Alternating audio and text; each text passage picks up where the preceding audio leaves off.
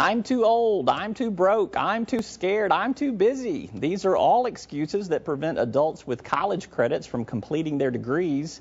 Joining me to talk about the business of education is ShaneBroadway, Interim Director for the Department of Higher Education.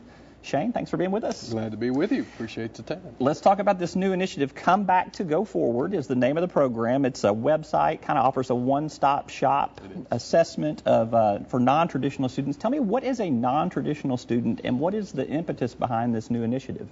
A non-traditional student is any Arkansan out there who did not complete a degree, who has not completed a degree, or someone who has never gone to college, who graduated from high school, has never gone to college. They're 18 to 60, and even beyond that. But generally, someone is a non-traditional student if they don't go to college right out of high school and finish. And so the importance of this is back in 2011, Governor Beebe in his State of the State address set a goal, established a goal for Arkansas to double the number of degrees by the year 2025.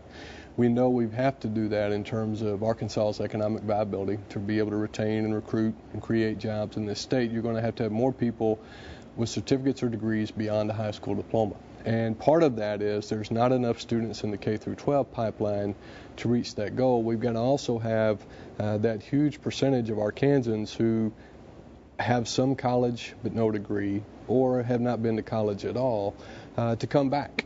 And so that's the reason behind the initiative. How big is this universe that you're talking about? Do you have any idea of how many non-traditional students you may be talking about? One of the statistics I've seen from previous census information talks about between the ages of 18 and 34, in that age group, half of those people in that age group have some college but no degree. So you're talking about a wide range of population of students who have gone to college and did not finish for whatever reason, or people who did not go to college who would like to go back. And so we know there are a number of these students that are out there.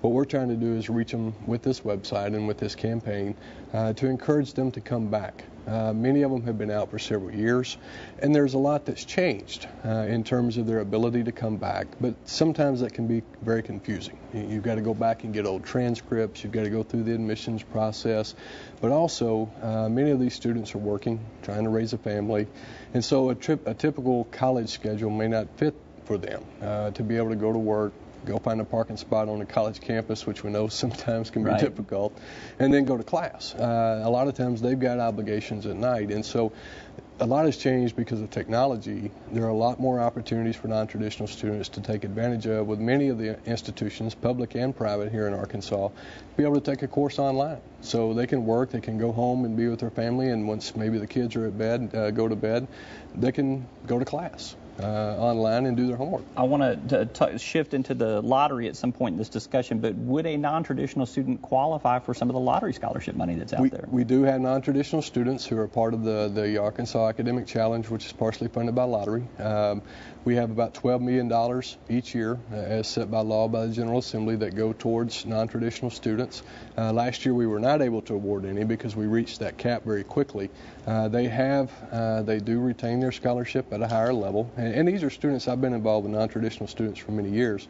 Actually passed a piece of legislation that was the first non-traditional scholarship in the country, focused primarily at those students because so many of them want to come back. They're in their communities, they have families, they're more than likely to stay in Arkansas, they're more than likely to major in areas where we have shortages such as nursing and teaching.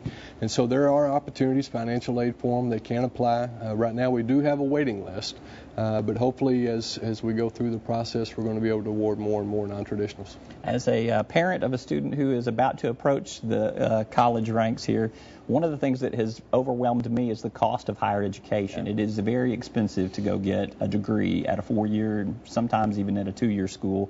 Why does higher education continue to climb in cost like it does? Why is it so expensive? Well, I will tell you first off that I think, in my personal opinion, that investment is still one of the best investments you'll ever make. The investment you make in a higher education over your lifetime will pay you back much, much more than if you had not made that investment. But part of it is, and it's not just in Arkansas, it's around the country. For many years, funding from the state to institutions of higher education has been relatively flat. In Arkansas, primarily, the focus for the last 10 years has had to be on K through 12 education because of the Lakeview decision. Correct. And so most education dollars have had to go to K through 12, and so funding for higher education has remained about the same. And so you've had, at the same time, happening a tremendous growth in the number of students going to college, but funding remaining the same. And so they have to find ways by which to pay for those costs. They have increased costs in utilities and all that. Tuition increases. And that usually falls to tuition. But we have, in the General Assembly, has been encouraging them to focus on ways in which to reduce cost, whether it's in energy savings, looking for ways to be more efficient on campus. I think some of them are looking at, more online opportunities where you don't have the brick and mortar expense. So there are a lot of ways in which they're trying to look at ways to reduce that. But when you have relatively flat funding, it makes that sometimes difficult. We got about 60 seconds left here. In your estimation, how do you see the lottery scholarship process working? Is it as efficient, as effective as it could be? We certainly have improved our processing of when we take the applications. We've reduced our cost by about $500,000 this year, and we've been able to get those awards out before high school graduation, and so that gives parents and students a little better time to plan. I think what you're going to see between now and January is we're starting to run the data. In terms of now, the General Assembly will have 2 years of data around October when we finish processing everything. And they'll be able to start looking to see if any trends have developed in terms of what students likely to keep their scholarship, what students likely to lose their scholarship, and see if there's anything in terms of the requirements for the scholarship that may need to be adjusted. We'll also have to look at the financial side in terms of what lottery's bringing in net proceeds and what we're spending out.